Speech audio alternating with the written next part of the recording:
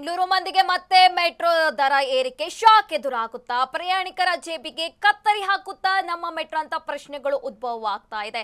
ದರ ಏರಿಸುವಂತೆ ಕೇಂದ್ರ ಸರ್ಕಾರಕ್ಕೆ ಬಿಎಂಆರ್ಸಿಎಲ್ ಪ್ರಸ್ತಾವನೆ ಸಲ್ಲಿಸಿದೆ.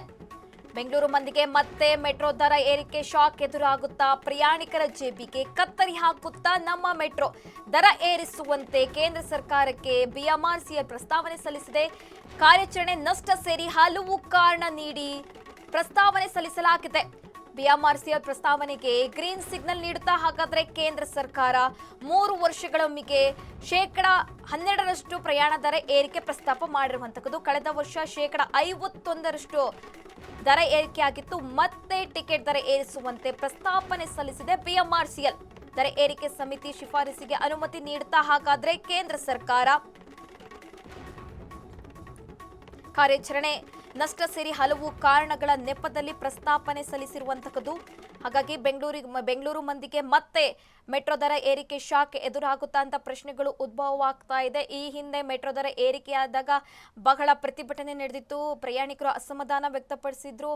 ಆ ಸಂದರ್ಭದಲ್ಲಿ 5% ಪ್ರೈಸ್ ಕಡಿಮೆ ಮಾಡಲಾಗಿತ್ತು. ಈಗ ಮತ್ತೆ ದರ ಏರಿಕೆ ವಿಚಾರ ಮುನ್ನೆಲೆಗೆ ಬಂದಿರುವಂತದ್ದು. ಫೆಬ್ರವರಿ ಟೈಮಲ್ಲಿ ದರ ಏರಿಕೆ ಆಗಬೇಕಾಗಿತ್ತು. ಆದರೆ ಮುಂಚಿತವಾಗಿ ದರ ಏರಿಕೆ ಆಗಿದಂತಹ ಕಾರಣ ಈಗ ಮತ್ತೆ 1 ವರ್ಷಕ್ಕೆ 5% ದರ ಏರಿಕೆ ಆಗಬೇಕನ್ನುವ ನಿಯಮ ಇದೆ. ಆದರೆ ಇದೀಗ 3 ವರ್ಷಗಳಿಗೊಮ್ಮೆ 12% ದರ ಏರಿಕೆ ಮಾಡಲು ಇದೀಗ ಪ್ರಸ್ತಾವನೆ ಸಲ್ಲಿಸಿರುವಂತದ್ದು. ಈಗಾಗಲೇ ಒಂದಿಷ್ಟು ಮೆಟ್ರೋ ಪ್ರಯಾಣಿಕರು ದರ ಏರಿಕೆಯಿಂದಾಗಿ ತತ್ತರಿಸಿ ಹೋಗಿದ್ದಾರೆ. ಮತ್ತೆ ದರ ಏರಿಕೆ ಆದರೆ ಪ್ರಯಾಣಿಕರು ಈ ವಿಚಾರವಾಗಿ ಭುಗಿಲೇಳುವ ಎಲ್ಲ ಸಾಧ್ಯತೆಗಿದೆ. ಏಕೆಂದರೆ ದಿನನಿತ್ಯ ಮೆಟ್ರೋದಲ್ಲಿ ಲಕ್ಷಾಂತರ ಮಂದಿ, ಸಾವಿರಾರು ಮಂದಿ ಪ್ರಯಾಣ ಬೆಳೆಸ್ತಾರೆ.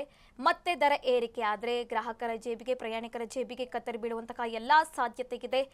ಈಗಿರುವಂತಹ ಪ್ರೈಸಿಂದನೇ ಪ್ರಯಾಣಿಕರು ತತ್ತರಿಸಿ ಹೋಗಿದ್ದಾರೆ. ಒಂದು ವೇಳೆ ಮತ್ತೆ ಪ್ರೈಸ್ ಹೈಕ್ ಆದರೆ ಪ್ರಯಾಣಿಕರು ಅಸಮಾಧಾನ ವ್ಯಕ್ತಪಡಿಸುವಂತಹ ಎಲ್ಲ ಸಾಧ್ಯತೆಗಿದೆ.